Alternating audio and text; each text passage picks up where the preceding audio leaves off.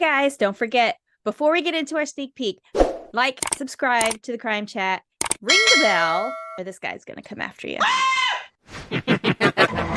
Previously on CrimeChat. Yeah.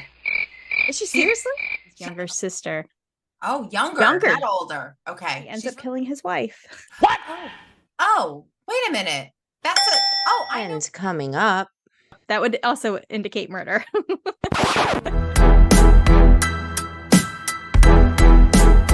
Chatters, I'm Nat.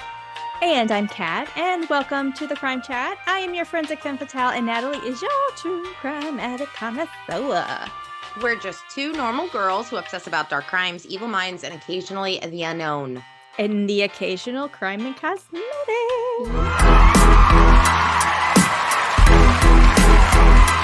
Here's your disclaimer, chatters. The following Crime Chat contains adult content and descriptions of, violent. Yeah. Violent and interesting scenarios today, so your listener discretion is advised. You have been warned, and before we get into today's Crime Chat, Kat, what have you done? Well, where are you? So this is Scottsdale, Arizona, which is going to be where our Crime and Cosmetics segment takes place today. It's beautiful out there. Oh my God. Yeah. This is, Scottsdale. So Scottsdale is on the outskirts of Phoenix.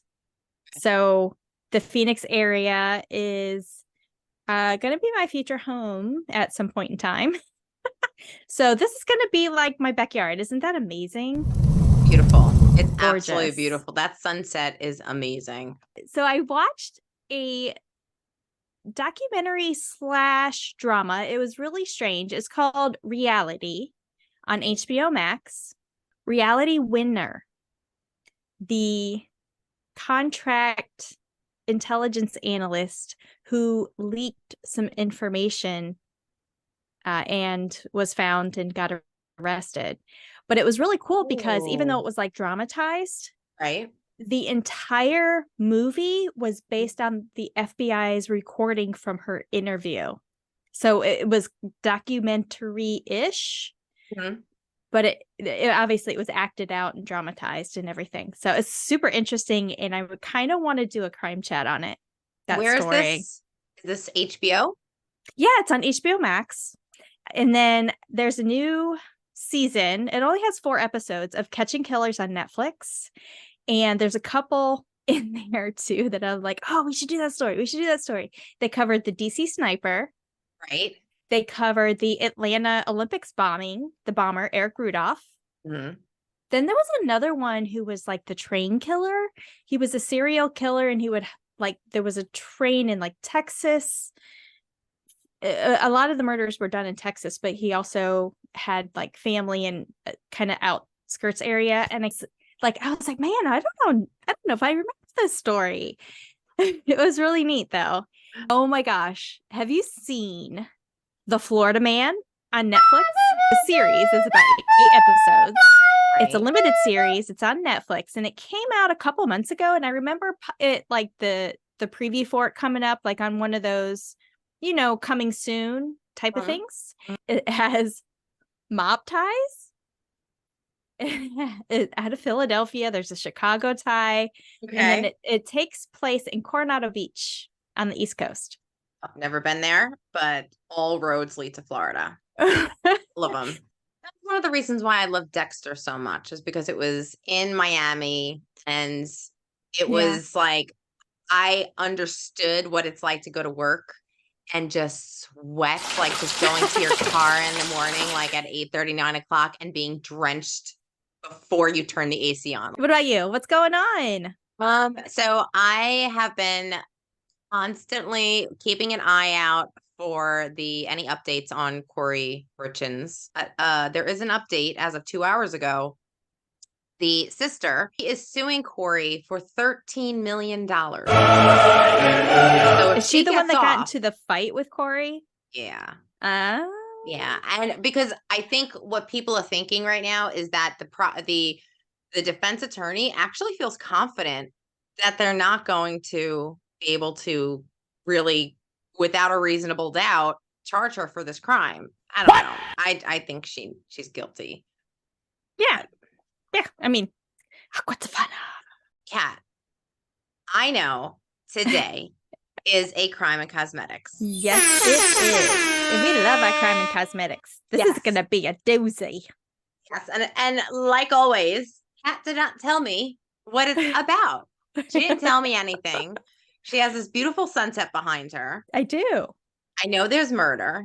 Yes. I know there's makeup. Yes. But I have no idea. Natalie is clueless. So, well, and Arizona. Arizona. Mm-hmm. But I don't know where the cosmetics fits in because I know crimes in Arizona, but I don't know like the connection. So yes, this is going to be interesting. Well, and just by the title, there's going to be a torso.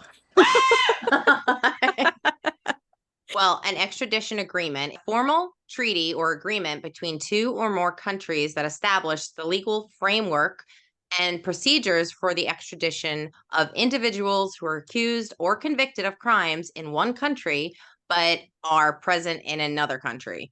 Mm-hmm.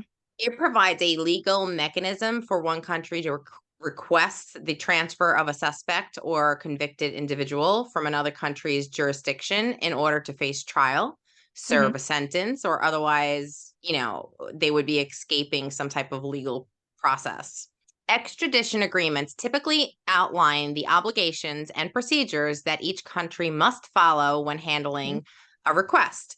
They defined the types of offenses for which an extradition can be requested, the evidence required to support the request, the process for submitting a request under those conditions can be granted or can be refused. The country doesn't have to send the person over. Yep. Now, I have 3 high-profile cases. Oh, by the way, Kat, so I will be telling you the person, the criminal, what they did, and then I will be listing some movies for references. Oh, okay. Cool. Okay. Yeah. So the first one, Julian Assange, the founder of WikiLeaks, Julian Assange, faced extradition from the United Kingdom to the United States. He was wanted by the United States for charges related to leaking classified information. There are 3 movies that I found that seem to be really, really interesting. 2 of them are movies, one of them is a documentary. So the first one that I found is called The Fifth Estate. Have you ever heard of that? Nope. The next movie sounds really juicy, and that's called Collateral Murder. Have you ever heard of that? Maybe. All right, the next one, Edward Snowden. Have you ever heard of him? Yes. I am kind of torn between him. I don't know if he's a good guy or a bad guy. I honestly don't like what he did. It really bothers me. Like there are things that what we were doing that bothers me, but when you betray, then you've lost all credibility. Like the minute you betray, the minute you do something like that, it's just like you had a good argument. Yeah. Then you went and did that, and now you just, I don't know. Yeah. He managed to evade extradition and was granted asylum in Russia, where he of course currently resides. Russia is like, yes, we will let you come here. Tell us everything you know. So I'm sure you've seen the movie Snowden in 2016. Actually, I haven't seen it, but I know. Yeah, I know of it. It was pretty good. The actor's really good. But like this was also directed by Oliver Stone, and it was based on the books, The Snowden Files. Next one, Augusto Pinochet.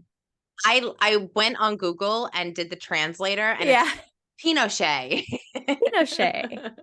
He is the former military dictator of Chile. He faced extradition from United Kingdom to Spain. He was accused of human rights abuses and crimes committed during his rule. I found a film here, and it's called No, N-O. And it's from 2012. The film captures the advertising tactics in the political campaigns for his run in 1988, when the Chilean citizens decided whether or not the dictator Augusto should stay in power for another 8 years. That This is about his battles with the United States government and the entertainment industry over issues of ownership and privacy. I'm really surprised I haven't heard that. Yeah, and that I had to stop there. I mean, I could have went on and on and on. There are so many cases. It's not. I mean, these are the first one. The first two are well known, but the last two, I'm not too familiar with. I hope it sets you up for your case. No, it kind of like talks about the different types of processes, and you'll see how the extradition process kind of comes into play, and it's kind of in a twist towards the end. Okay. So, are you ready for the Crime and Cosmetics? Cheers! Crime and Cosmetics. Cheers! I got my invisible water. On January 27th, 2000, then 47-year-old beautician Valerie Pape was seen dumping a nude torso of her 60-year-old husband, Ira Pomerantz, into a dumpster. Initially, she denied having anything to do with the murder. She was confronted then with an eyewitness account who saw her. Valerie said she found her husband dead in their home, but she didn't kill him. You imagine walking in on somebody doing that? Imagine. Like, yeah. I just wanted to, I just threw that little bait out there for you. Okay. All right. So what the fuck happened? And why is there a torso in a dumpster? Well, this Crime and Cosmetics Crime Chat covers the case of Valerie Pape, the twists and turns, and that would follow, but we got to start from the beginning.